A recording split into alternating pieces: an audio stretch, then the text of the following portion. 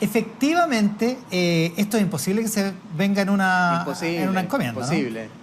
Es un poco absurdo porque, como decía la periodista que estaba haciendo del otro despacho y que me parece muy bien informada, es un virus que necesita estar en una célula viva, es decir, la transmisión originalmente se produjo probablemente desde un animal vivo hacia el ser humano, lo mismo que pasa con el ébola, por ejemplo, en el caso del murciélago, y desde ahí la transmisión es de ser humano a ser humano.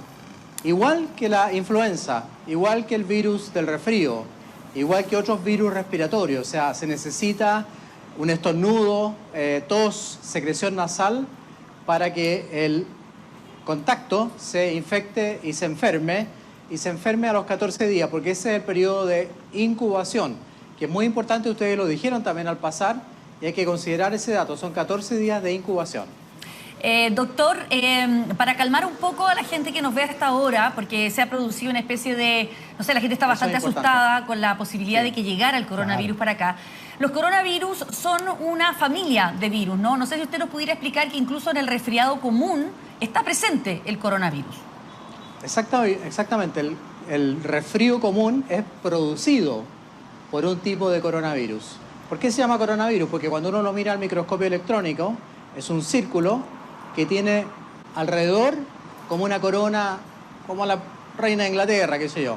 O sea, de ahí salió el nombre. Y como tú muy bien dices, Mónica, este virus es tan suave como, por ejemplo, para producir un resfrío. Sin embargo, el virus ha mutado, probablemente, claro. Es decir, ha cambiado. Y ha producido antes dos enfermedades. El SARS, que fue en la zona de China también antes, y también una infección en el Medio Oriente. Es decir, el año 2002 y el año 2015 ya han aparecido brotes de coronavirus mucho más potentes. Es por eso que la Organización Mundial de la Salud está preocupada, porque hay antecedentes de que al mutar, al transformarse, produce una enfermedad mucho más importante, que es un síndrome de distrés respiratorio con dificultad respiratoria muy importante, con necesidad de oxígeno. Pero no hay que crear el pánico. La mayoría de los pacientes tiene un cuadro muy, muy leve. ¿Y por qué puede morir una persona por una enfermedad como esta, por una mutación como esta? Es bien importante esa pregunta. Generalmente los pacientes que morían eran pacientes que tenían otra enfermedad agregada, por ejemplo una cardiopatía, por ejemplo desgraciadamente diabetes u obesidad mórbida, y se mueren porque el virus produce un daño pulmonar muy severo que se llama distrés respiratorio del adulto, en el cual se dificulta mucho el intercambio de oxígeno y mueren desgraciadamente por insuficiencia respiratoria si es que no ingresan a una unidad de cuidados intensivos y son bien tratados, cosa que aquí en Chile se puede hacer. Ingresar a una unidad de cuidados intensivos y tratarlo bien se va a salvar. Doctor, para esta nueva mutación del coronavirus, por el momento se sabe poco y por tanto no hay ninguna vacuna, es decir, no hay nada que uno pueda hacer, pero entiendo que los contagiados en el fondo tienen una característica en común, y es que todos estuvieron en China, en la ciudad en cuestión de Wuhan. Así que todavía es difícil pensar que esto pudiera aparecer en otro país, ¿o no? No, ya ha aparecido en otros países, Mónica. Ha aparecido en Corea, en Tailandia, en varios países del Asia. Son todas personas que venían de Wuhan.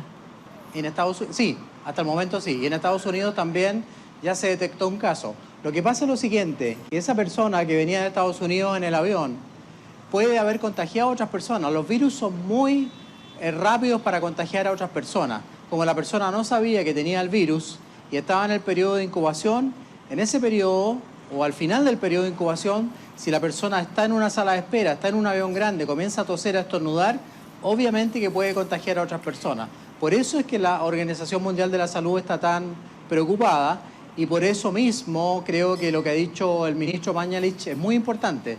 Tenemos que seguir las recomendaciones de la Organización Mundial de la Salud y no crear pánico y no dar comunicados como el del Bío Bío, obviamente que más bien asustan a las personas, sino que tener una sola vocería. La vocería aquí debe ser del Ministerio de Salud. Entonces, en ese sentido, sería bueno, por ejemplo, controlar a las personas que vienen desde China, ¿o no?